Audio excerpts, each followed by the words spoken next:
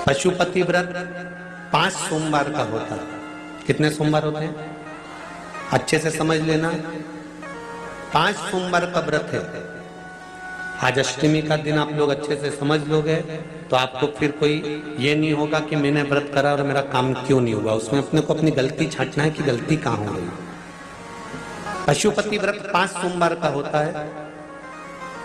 बीच में किसी सोमवार पर यदि एकादशी पड़ जाए या कोई तीज पड़ गई या कोई त्योहार पड़ गया, कोई नवरात्रि का व्रत कर रहे हो या कोई त्योहार का व्रत कर रहे हो या कोई तिथि का व्रत कर रहे हो और उस दिन सोमवार पड़ गया, अब आपने विचार करा कि मेरा पशुपति का भी व्रत है और साथ में तीज का भी व्रत है, तो कौन सा व्रत करूं मैं। तो उस समय पर आपको पशुपति व्रत छोड़ देना चाहिए।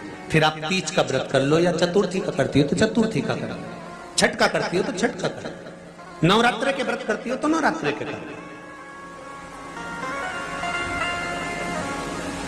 5 व्रत पशुपति होते हैं। व्रत करने के लिए जब आप निश्चित करें कि मुझे इस सोमवार से पशुपतिनाथ के व्रत करना है, जीजियों भाइयों ध्यान रखना, उस दिन सुबह स्नान करने के बाद में बड़े प्रेम से पूजन की थाली लगा लो। उसमें चंदन, अबीर, गुलाल, जो भी आप रखना चाहें, रौली, चावल, मूली, जनेऊ, पंचामृत, चाहो तो अलग अलग ले जाओ, चाहो तो एक साथ मिलाकर ले जाओ। भगवान शंकर की पूजन करो सुबह के समय पर और शिव जी का पूजन कर कर आराधना कर कर भगवान शंकर से प्रार्थना करो, हे शिव जी, हे ओगड़दानी, हे त्रिकालदर्शी, हे कैलाशी, अविनाशी, आज से मैंने पशुपति व्रत प्रारंभ करे। बाबा मेरा ये व्रत इस कार्य के लिए मैं कर रही हूं, आप स्वीकार करना। बाबा को निवेदन करना। पूजन का सामान थाली में उतना लेकर जाना कि सुबह भी काम आ जाए और शाम को भी काम आ जाए। अलग से पूजन का साहित्य में शाम को अलग से नहीं रखना, थाली में उतना ही रख के ले जाओ जितना सुबह भी काम आए और शाम को भी काम आए। बाबा को निवेदन कर कर पूजा की थाली वापस ले आओ। शाम के समय पर घर में मीठा बनाओ, 6 दिए रखो थाली के अंदर घी के, और दिए रखकर मीठा ले जाकर मंदिर में पूजन करो। शाम को स्नान कराने की जरूरत नहीं, पंचामृत स्नान की जरूरत नहीं है। शाम को तो केवल जल का छींटा दे दो, पंचामृत का छींटा दे दो। बाबा की पूजन करो। पूजन कर कर प्रसाद के पहले 3 हिस्से करो। 3 हिस्से करने के बाद फिर आप दिया लगाइए। फिर बाबा को कितने दिए लगाना है? जम के बोलो, 5 दिए लगाना है आपको शंकर भगवान को। 5 दिए लगाइए, एक एक दिया जलाते जाएं और शंकर भगवान से पहले सोमवार को दिया जलाते समय अपने हृदय की बात कहते जाएं। 5 दिए पूरे हो जाएं। छठा दिया जलाना नहीं है, उसको थाली में वापस रख लेना। दिए को थाली से नीचे उतारना जरूर। कौन से दिए को? जम के बोलो जरा। छठे दिए को मंदिर में उतारना जरूर और फिर वापस थाली में रख लेना है। प्रसाद 2 हिस्से मंदिर में छोड़ना है, 1 हिस्सा थाली में रख के ले आना है। पूजन कर कर बाबा को निवेदन कर कर वापस आइए। शाम को जब घर में प्रवेश करो, सीधे हाथ की ओर घर में अंदर जाते समय अपना जो राइट हैंड हो, अपना जो सीधा हाथ हो, उस ओर बैठो और बैठने के बाद उस दिए को प्रकट कर लो, प्रज्वलित कर लो। वहां पर भी शिव जी से प्रार्थना करो, हमारा यह कार्य है, सफल करिएगा। बाबा से निवेदन करके घर के अंदर प्रवेश कर जाओ। भोजन जब जीमने के लिए बैठो, भोजन करने के लिए बैठो, सबसे पहले जो प्रसाद लेकर आए हो उस प्रसाद को खाइए। जो प्रसाद आप लेकर आए उस प्रसाद में से किसी को नहीं देना है, आपको अकेले खाना। उतना ही प्रसाद लेकर जाना जितना खब जाए, छोड़ना भी नहीं। सबसे पहले प्रसाद खाइए, उसके बाद में भोजन करिए। इस व्रत में सुबह आप फलहार कर सकते हो, शाम को भोजन कर सकते हो। भोजन में ये जरूरी नहीं है कि मीठा ही खाना है, नमकीन भोजन भी कर सकते हो। बस मीठा कब खाना है, जब प्रसाद का एक हिस्सा लेकर आओ तो वो एक हिस्सा आप खाओ, उसके बाद में जब भोजन करो तो नमक का करो, कोई मना नहीं, मिर्ची का करो, पर उसमें दिखावा ना करो और भोजन करें। ऐसे 5वां जब सोमवार आ जाए, बीच में अगर कोई सोमवार छूट भी जाए तो व्रत करना, पूजन मत करना। कोई रजो धर्म आ गया, रजस वाला धर्म आ गया, कोई कार्य आ गया तो उसमें पूजन करना, पूजन नहीं करना है, उसमें व्रत जरूर करना। और जब 5वां व्रत रहे,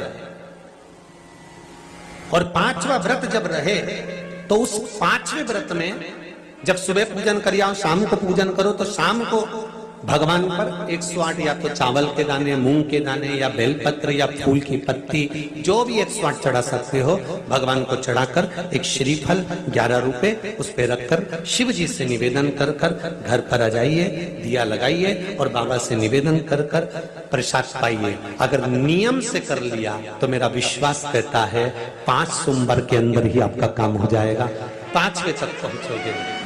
ये शिव शंभु शरणे मांगू घड़ी घड़ी दुख दया करी निदर्शन आपो। 5 व्रत पूर्ण कर, एकादशी पड़ जाए, रजस्वला धर्म पड़ जाए, कोई कारण पड़ जाए तो फिर व्रत को आगे बढ़ाए, पर 5 गिन के 5। ऐसा मेरा शिव है। पशुपतिनाथ भगवान का स्मरण देवताओं ने किया, समय आया, आगे वर्णन आया। अंधकासुर मारा गया, तब हिरण्याक्ष को क्रोध आ गया। अंधकासुर जब मरा तब हिरण्याक्ष को क्रोध आया, और हिरण्याक्ष को क्रोध आया कि बताओ मेरा भतीजा मर गया, मेरा भाई मर गया, और भतीजा और भाई ये दोनों मर गए, मेरा सगा भाई आज मारा गया और मेरा भतीजा मारा गया। हिरण्यकशिपु को क्रोध आ गया और उसने तुरंत विचार कर लिया कि अब मैं तप करूंगा, ब्रह्मा जी से वर प्राप्त करूंगा। तब ब्रह्मदेव से वर प्राप्त करूं, ना नीचे मरूं ना ऊपर मरूं। सुनिए भागवत, ना अंदर मरूं ना, बोलते जाओ, बाहर ना अस्त्र से मरूं ना नर से, पशु से, न दिन में ना ही 12 महीने में। वर मांगा था ना 12 महीने में नहीं मरूं, मेरे लिए कोई 13वां महीना है।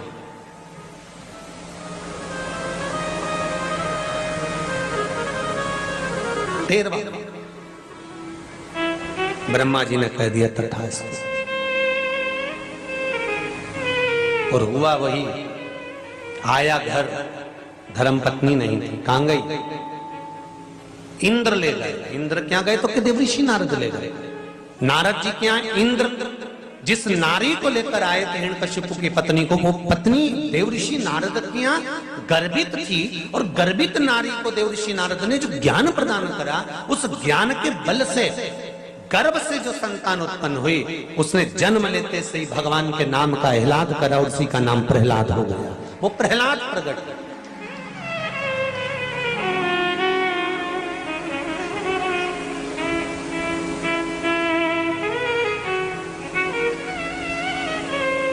पूछा हिरण्यकशिपु ने, मेरी धर्मपत्नी आपकी? हाँ, ये आपका पुत्र, ले जाओ।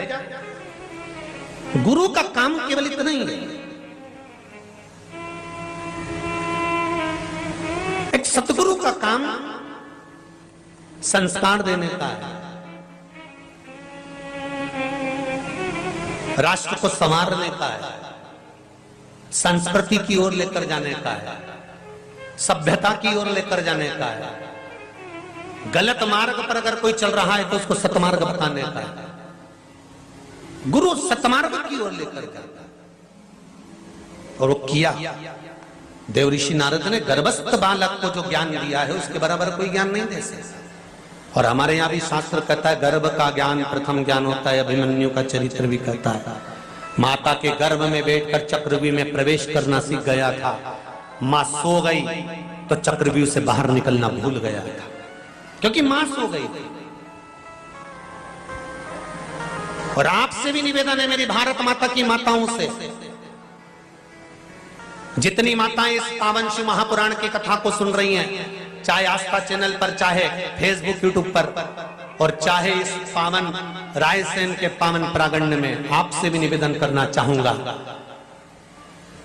कि बच्चों को ज्ञान दीजिए, संस्कार दीजिए, और उसको हमारे सनातन धर्म के बारे में बताना प्रारंभ करिए, नहीं तो आने वाली पीढ़ी